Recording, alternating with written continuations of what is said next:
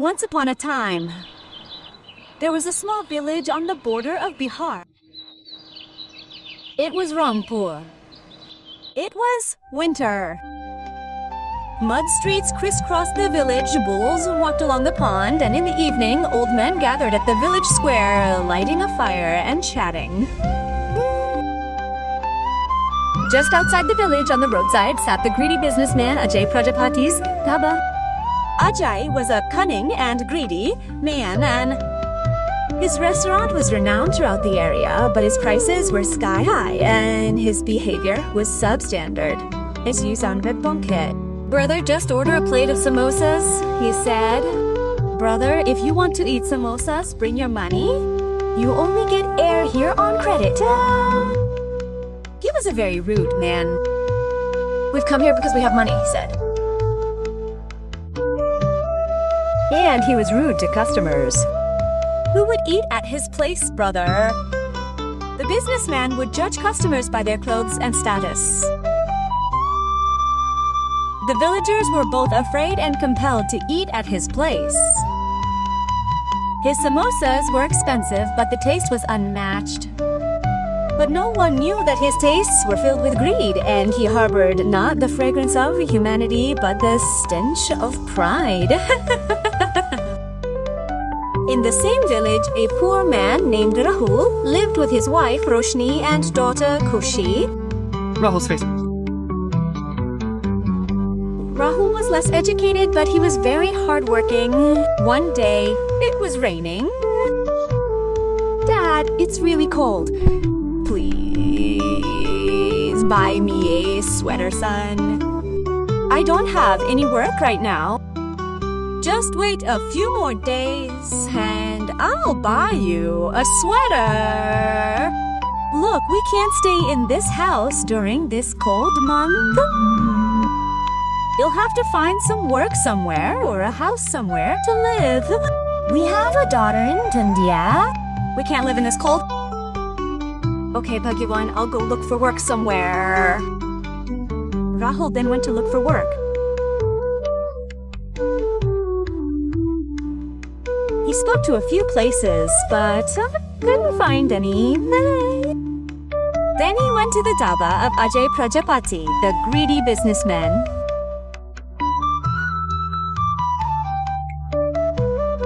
I don't have any vacancies and I have so many people. Why not open a hotel? People would come every day. If God makes it every day, the taste will lose its magic. The real joy lies in the waiting. Perhaps you're right. But I'm sure the taste of your cooking will never leave people's hearts sunny, hey? With that, both of them smiled and drifted off to sleep in the stillness of the night. The next morning, Kaka strolled through the village streets.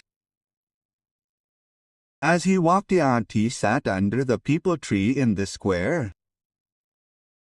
People passed by, bowing to him, but Kaka continued to bless everyone with his smile.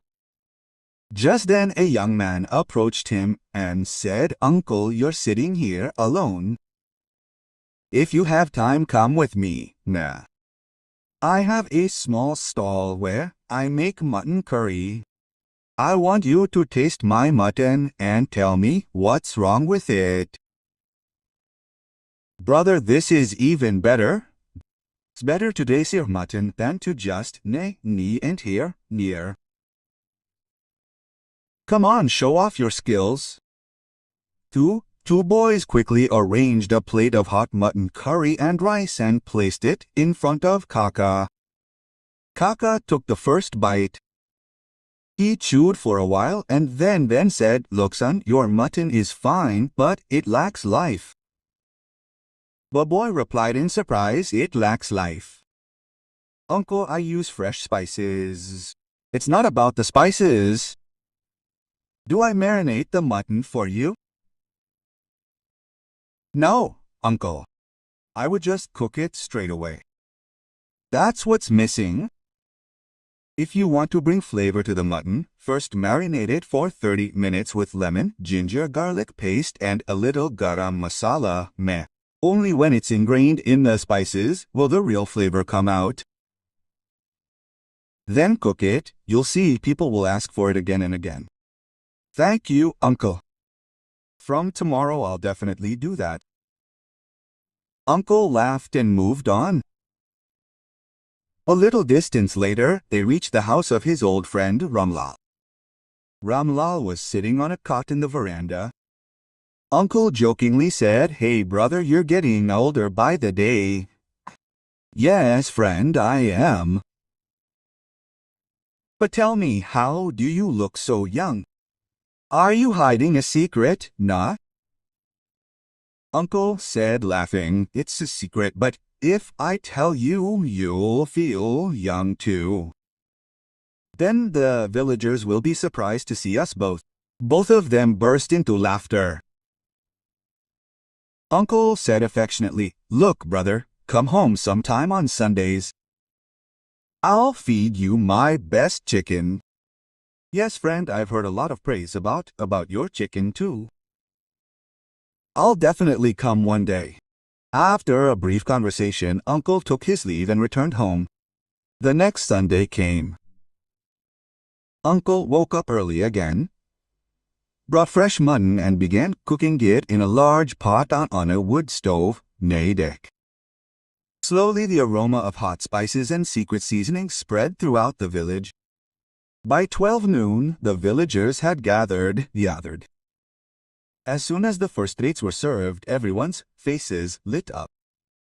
One man, salivating, said, "Uncle, there are more chicken pieces on the plate today." Another laughed, "Yes, Uncle, I got 2 pieces with 2 tubes each. Neyakanocha." Uncle smiled and said, "Brothers, I deliberately gave everyone a little extra today." The people were surprised and asked, "But Uncle, what's so special about today?"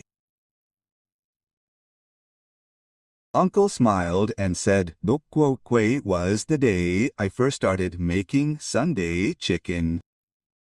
So consider it our anniversary. To celebrate, everyone will get double the mutton today." The villagers rejoiced and engrossed in the food. Shortly after, those who had stayed back last Sunday arrived. Uncle arranged their plates for them as well. They ate with gusto, exclaiming, "Wow, Uncle, it was a long wait, but today tastes twice as good as good." There was also a new face in the crowd. A man dressed in clean clothes with a slightly urban look ate his meal from Uncle's plate and then softly said, "Wakut latko kokud wadawaku. If you tell me this recipe, I'm willing to pay you whatever you want, watkut." Uncle frowned and asked, "Hey, brother, who are you? I'm seeing you for the first time." "I run a big hotel in the city. I heard about your chicken, so I came here. If I get this recipe, my hotel's business will double."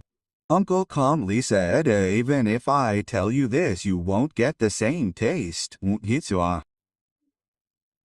He was surprised and said, "Uncle, taste comes from the recipe." But no, brother, taste doesn't come from spices alone. This mutton is cooked on a slow stove for hours. Your hotel must have a gas stove. That's where the difference lies." The man insisted, "Tell me anyway, Uncle. I'll pay you a quantity. Money doesn't sell taste. If I ever have to tell you my secret, I'll tell it to my villagers, not you, not you." Hearing this, the city dweller left angrily, muttering, "Wow, Uncle, you are truly the pride of the village." Brothers, this love is my only true asset. That night, when everyone was asleep, Uncle and Auntie sat on the cot, maybe about chatting.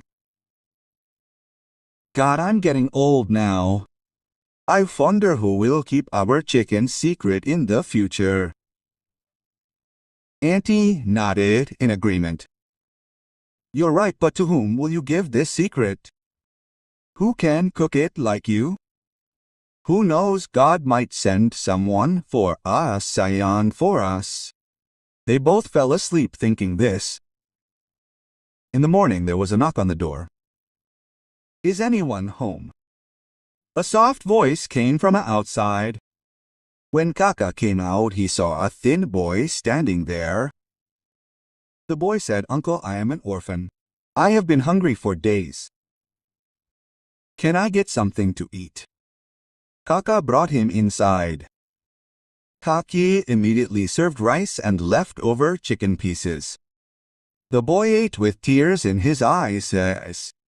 Kaka lovingly asked, Son, you are an orphan and we have no children. Would you like to live with us, me? Si. The boy thought for a while and said, Uncle, I would be happy to live with you. From today you are our son. Now our kingdom is also yours. Thus he and Kaki found their heir, Angadir. The three began living together, and a new story of their happiness was written in the village.